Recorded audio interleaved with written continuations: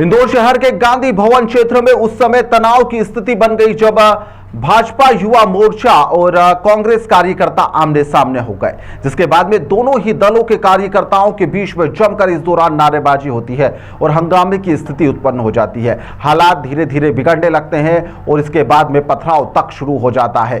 Police ने यहाँ पर जो भाजपा के कार्यकर्ता थे उन्हें यहाँ से खदेड़ दिया। मच्छी बाजार चौराहे पर ही इन्हें रोक लिया गया था, जबकि दूसरी ओर जो कांग्रेस के कार्यकर्ता है बड़ी संख्या में यहाँ पर गांधी भवन क्षेत्र में भी एकत्रित हो गए थे। स्थिति को नियंत्रण करने के लिए भारी पुलिस बल भी इस दौरान तैनात किया गया था। बैरिकेडिंग कर दी गई थी। दोनों ही दल के कार्यकर्ता आमने सामने आने से यहाँ पर रोका गया। इसी दौरान क्षेत्र में अचानक से पथराव शुरू हो जाता है, जिसके बाद में पुलिस को सख्ती बरतना पड़ती है।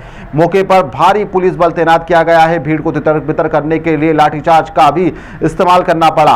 पथराव में कई मीडियाकर्मी सहित दोनों दलों के कार्यकर्ता भी घायल होने की जानकारी सामने आ रही है। घायलों को उपचार के लिए अस्पताल भेजा गया है। फिलहाल गांधी भवन क्षेत्र में स्थिति नियंत्रण में बताई जा रही है। हालांकि पुलिस पूरी तरह से मुस्तैद है और यहां पर मामले में अब जांच भी की जा रही है।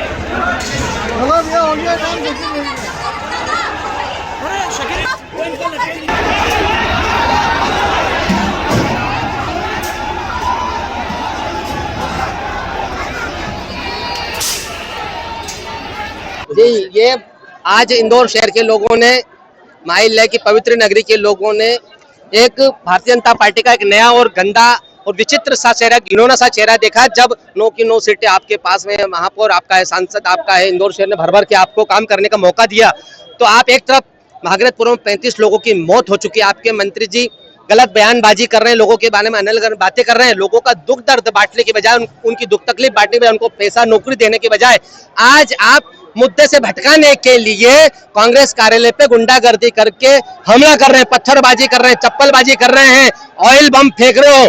तो क्या है ये? मैं इंदौर शहर की बहुत ही सम्मानीय जनता से निवेदन करना चाहता हूं कि आप देखिए कि किस तरह से भारतीय जनता पार्टी का घिनौना और गंदा चेहरा है, जिनको आपने जिता के भेजा, वो कांग्रेस के लोगों के साथ गुंडागर्दी कर रहे हैं।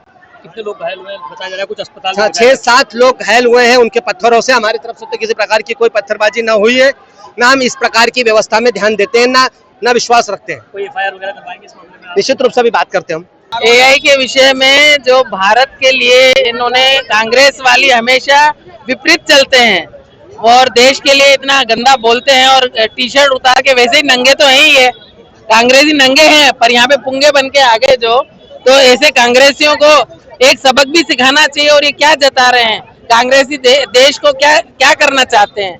कांग्रेसियों ने जो भी ये कल किया है, राष्ट्रीय कार्यकर्ताओं के बीच में आके, बड़े बड़े जो दिग्गज लोग थे वहां पर दिल्ली में आकर इन्होंने जो ये नंगाई दिखाई है, इसके खिलाफ हम पूरा भारतीय जनता पार्टी यहाँ पर इनको बताएंगे कि एआई में जो आपने किया है और देश को बदनाम करने की कोशिश कर रहे हैं, ऐसे कांग्रेसियों को हम सबक सिखाएंगे।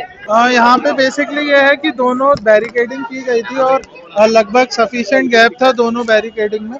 दोनों तरफ से नारेबाजी चल रही थी। उसके बाद दोनों तरफ से कुछ पत्थर फेंके गए। जो भी पुलिस के पास रिपोर्ट आएगी उस हिसाब से वैधानिक कार्रवाई की जाएगी।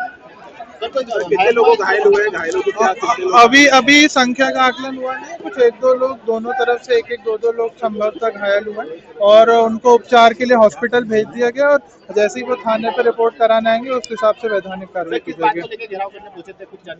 ये अभी उस चीज की जानकारी नहीं है। वो जो भी घेराव था वो मतलब दोनों तरफ से कार्यकर्ता इकट्ठे हुए थे और उसी में पत्थर चले और इसलिए सर इसमें बड़ी बात ये है कि दोनों पार्टियों ने पहले से पुलिस को सूचित किया था कि इस प्रकार का प्रदर्शन होने वाला है। आज सुबह को सूचना मिली थी कि इस टाइप का घेराव होगा और उस हिसाब से पुलिस ने अपनी पूरी व्यवस्था लगाई थी। जैसा कि आप देख सकते हैं कि पूरी प्रॉपर बैरिकेडिंग भी की गई थी रोड पे और वो है कि दूर से जो है कुछ पत्थर फेंके गए जिसके कारण ये